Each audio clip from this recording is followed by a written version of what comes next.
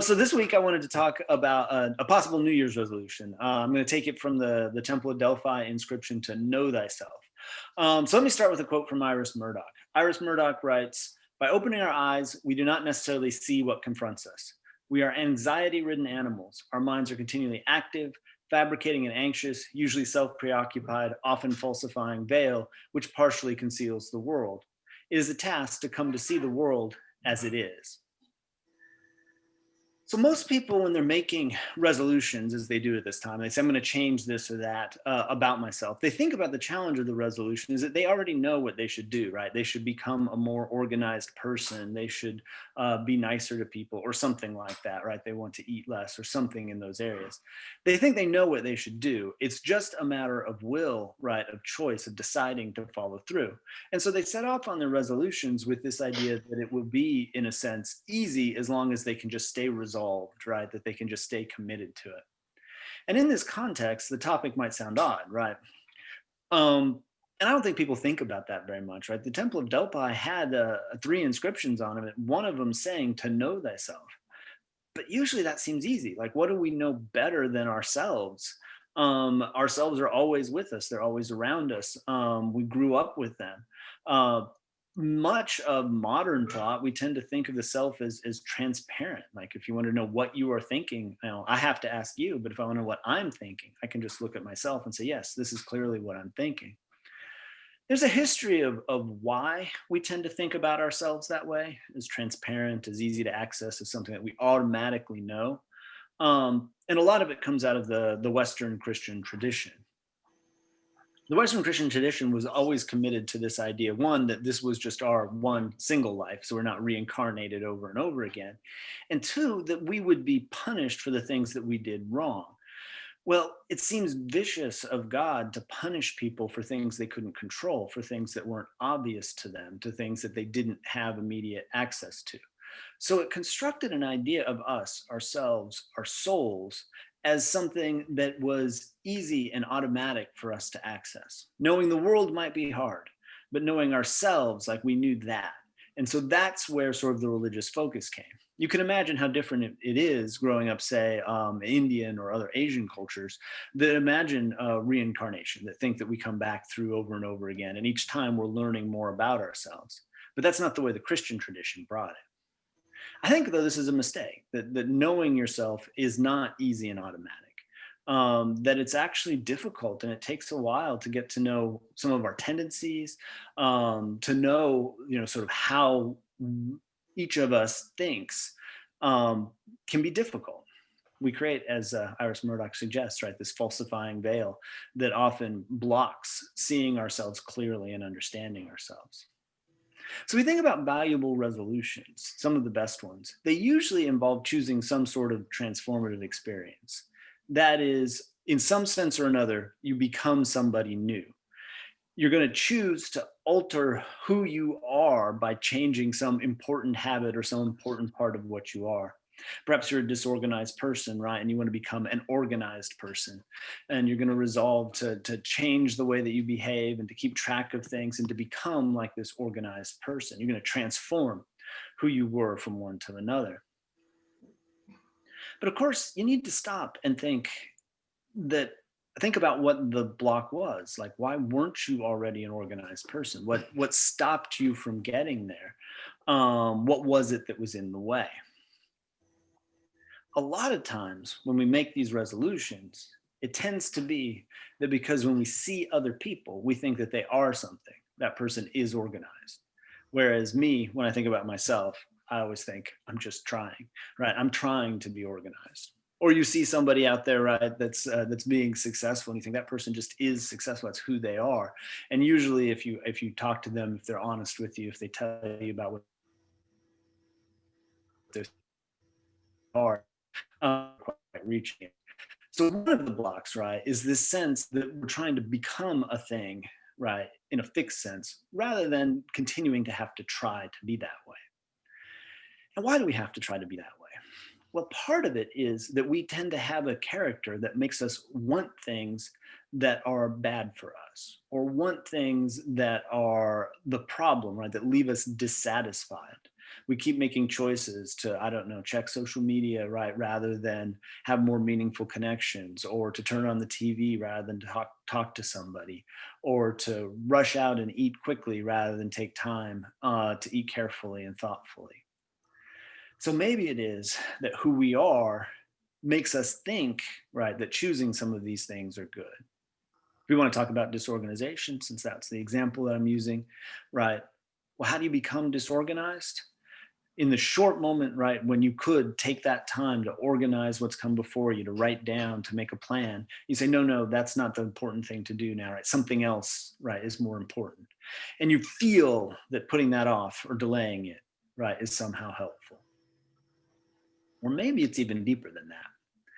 Maybe you don't actually want to become the kind of person that you think you want to become. Maybe the reason that you've never been an organized person is because, in some fundamental way, you don't actually think being organized is all that valuable. I think this challenge is a bit more difficult, right? This says what we need to do is try to find a way to sort through the difference between who we think we should become, the resolutions we think we should adopt, and the ones that we really want to adopt. This goes back to an idea I've referenced before from Nietzsche, right? Where he proposes that we should become who we are. That is, we need to clearly and authentically see the world as ourselves, right? A matter of understanding and seeing things as we actually see them, not the way that we think we should see them, not the way we think that other people necessarily see them. And when it comes to our values, we need to clarify our values. Well, why would we need to clarify our values? How is it that we don't know what it is that we value? How is it that it could be obscure to us to figure out what we value? Well, one answer is that a lot of our values tend to get lost in busyness, right? You've got one thing after another that needs to get done, appointments that you have to make, that you've got to get to, requests for payments, the different activities that have to get done. We've got a sort of busyness that can dominate our lives. And we can run through that busyness without ever asking ourselves, is this actually important? Is this thing I'm tackling next the thing that matters?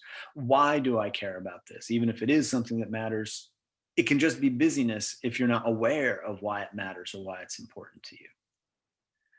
We also tend to get lost by trying to meet other people's demands, right? Other people have expectations of us, what somebody our age and our sex and our gender and all so forth, how that kind of person would behave, somebody of our social status, right? How that person should be. And we're thinking about how we present ourselves to them. I think a lot of busyness is also meeting other people's demands, right? They expect us to be busy. We need to say that we are busy. They need to understand us as busy, and that's something we can communicate. Whereas actually communicating about deeper values, things that we really think of as important to us, is a lot harder, a lot more demanding, and something we do a lot less. So, in order to become who we are, we need to get away from what others think we should be, the kinds of resolutions others think we should make.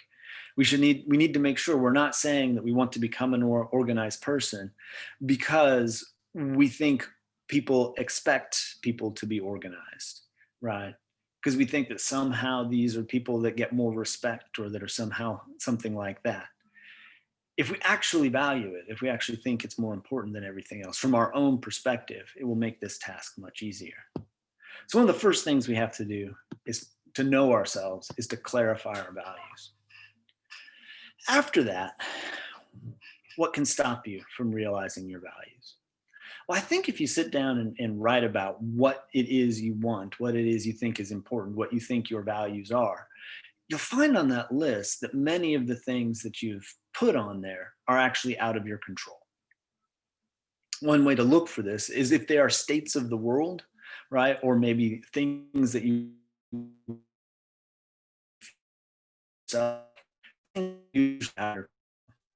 resolve, say, to feel happy all the time. Well, you can't actually do that. Now, you can take certain steps that might increase the probability. You can do certain things to try to work against tendencies to think certain ways, but you can't just control the way that you feel. The state of yourself is not under your control.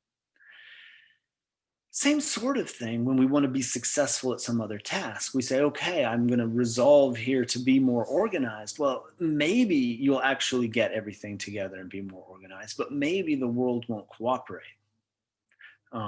Maybe the world will come apart. Yeah, pandemic has reminded us in the many ways that this could happen. So what we want is some kind of state of the world. When we want to be successful in something that we do, a lot of things can threaten that. A lot of things that are out of our control can undermine it. Resolutions often fail us here. And I think people often drop their resolutions precisely because they resolve to create some sort of state of the world that they can't control. And a lot of times that's where anxiety and frustration comes in, right? Because you can't control it, right? You can get angry about your failure to be able to keep your resolution and start thinking that you're worthless and not valuable. Or maybe you can feel that this whole resolutions game is ridiculous, right? Because there's just no way you can control any of this. Resolutions fail when we resolve to do something that is out of our control. We can modify these things in a certain way. And the Roman Stoics had a name for this. They called this adding a mental reservation. Um, I first encountered this in Haiti. There's a culture there of attaching the phrase "s'il vous plaît" at the end of any plan. So talking with one woman, trying to get her to go to the doctor, she said she would go tomorrow. "S'il vous plaît." Now, what "s'il vous plaît" means is if God wants. So she attaches at the end of any of her plans. Yes, of course I'll do that if God wants. There's this reservation put on the end. At first that seemed kind of ridiculous to me, like some sort of, hedging, saying, I'll make a commitment, but I won't really make it.